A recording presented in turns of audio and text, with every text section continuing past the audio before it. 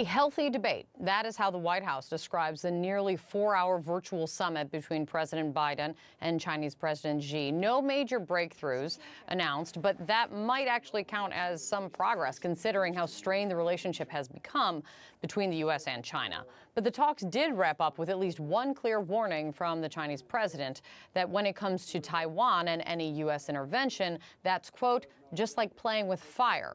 Whoever plays with fire will get burned. CNN's Jeremy Diamond is at the White House joining us on this at this hour. Jeremy, what are you hearing about that from the White House today?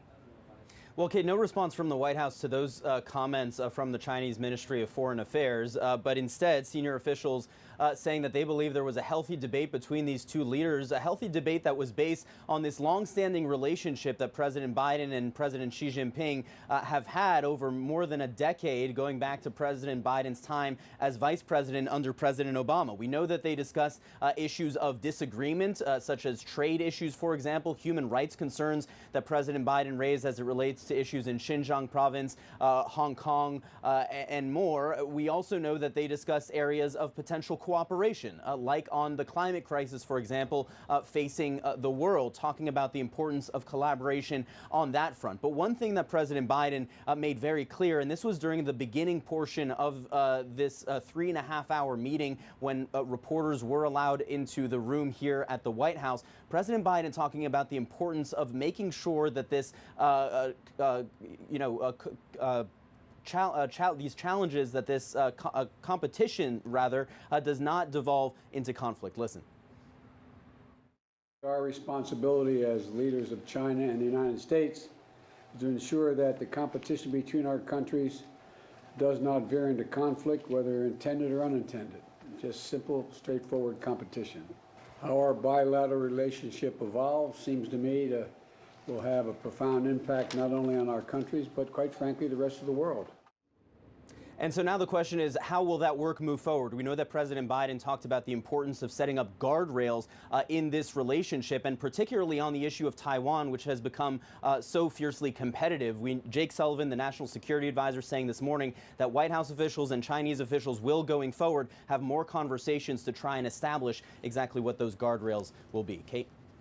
Good to see you, Jeremy. Thank you so much. Joining me now for more on this is Gordon Chang. He's a columnist for the Daily Beast and author of The Great U.S.-China Tech War. It's great to see you, Gordon. A healthy debate and no major breakthroughs, though.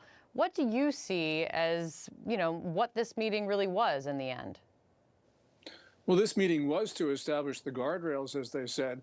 But we have tried this approach. We've had intensive diplomacy with China for 3 decades, and Chinese behavior has only gotten worse. So I think that we need to go beyond guardrails and start imposing costs on behavior which is not only acceptable, but in some cases is malicious. So there needs to be a rethinking of the assumptions that have driven U.S.-China relations. This warning also about Taiwan, I wanted to know kind of what you think Xi is actually warning, because, should that and will this don't play with fire or you'll get burned, should that change anything about U.S. policy on Taiwan right now? Well, U.S. policy on Taiwan is worked. It's as one of strategic ambiguity, but it worked in a benign period. And now we are not in such a period. And I think that President Biden needs to do what he actually said on October 21st at the CNN town hall, and that is make a clear declaration that we will defend Taiwan. Because if we do that, the Chinese will not invade. The Chinese have actually been very clear about what they want to do. It's committing an act of aggression. And also, we have heard about plans on the part of the People's Liberation Army to actually start seizing some of Taiwan's outlying islands. Yeah, and after the CNN town hall, the White House took pains to clarify, and I kind of walk back a little bit of what the president was saying there on that on Taiwan. You mentioned the guardrails, as we heard the President Biden talking about.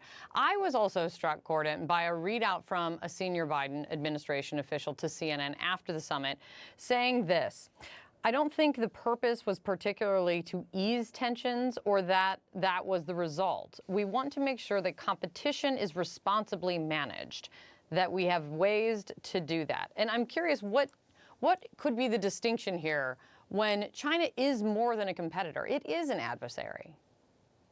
Yes, well, and also Beijing has gone beyond that, because in May 2019, People's Daily, which is official, it's the most authoritative publication in China, actually declared a quote unquote people's war on America. So this is more than just competition. But we're the far stronger society, Kate. So we can deter China, but we can only deter China if we understand the nature of this existential struggle that we are in. You know, when it comes to world leaders, a lot of these meetings is really about personal relationships. And Joe Biden ran on his personal relationships that he has with many world leaders, which is why I found it very interesting that Xi said at, I think, the very top of his remarks, I'm very happy to see my old friend, because the White House kind of took pains pushing back on that term. The press secretary is saying even before the summit that Biden does not consider President Xi an old friend. What is going on here, Gordon, with this?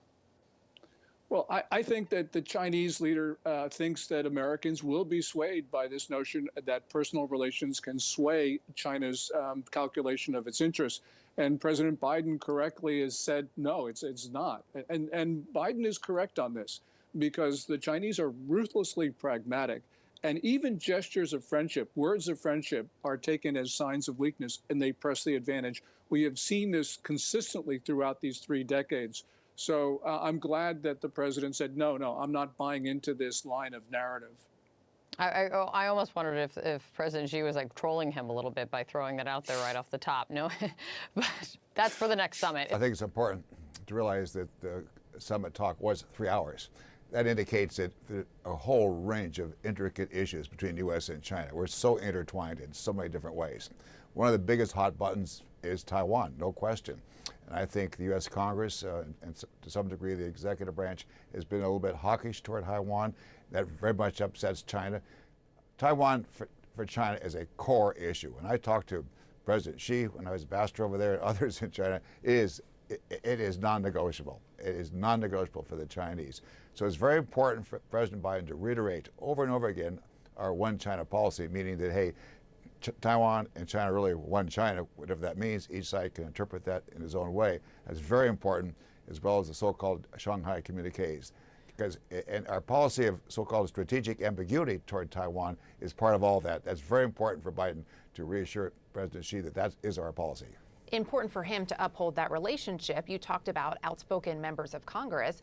It's not just members of Congress. There are a number of folks who say this is an issue. So are you saying that that should not be discussed publicly because it could harm the relationship? And so therefore, does China have ultimately the upper hand here? I'm saying clearly we have to discuss it because it's going to be an issue probably as long as we're alive.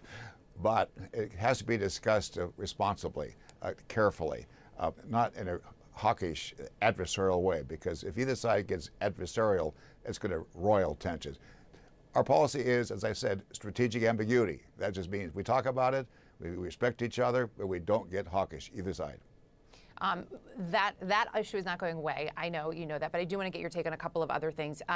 Sort of to that point, my colleague David Culver in Beijing noting this morning that this is the first time in a long time he has seen such positive headlines from state media. What should we read into that? I saw those headlines too. I think that's positive. President Xi wants to stabilize the relationship with the United States. He wants to focus on his country, on the economy. They get more high-paying jobs for the Chinese people, address air pollution, water pollution. And he knows that if the relationship is stable, he's more able to accomplish his internal objections. On the other hand, if it's unstable, then he's got to worry about hawks in China. He's got to worry about, a potential, even military adversarial relationship, which is going to undermine his efforts to build his economy. He wants a stable relationship, and that's why we saw those nice-sounding words in the press. But the real question here for both sides is, we both heard nice-sounding words, but we know that actions mean a lot more than words. And I'm a little concerned that that actions may not follow as quickly as they should. Well, and there wasn't, there weren't real concrete actions, obviously, that came out of this, but it did get me to thinking. As we look at this, we look at the way that the relationship has played out over the last several years and where it's headed. President Biden consistently raising concerns about China. It makes me wonder who needs this relationship more, the U.S. or China? We both need it. It's clear. China's not going anywhere. It's always going to be there. It's going to have an economy that's not too many years going to be larger than the U.S. We're not going anywhere. We're going to be Americans, and we're going to do the very best job we can with all our values. We need each other. We clearly need each other. And the more we understand that and try to respect each other and not let either one take advantage of the other, the better off we're going to be. That's clear.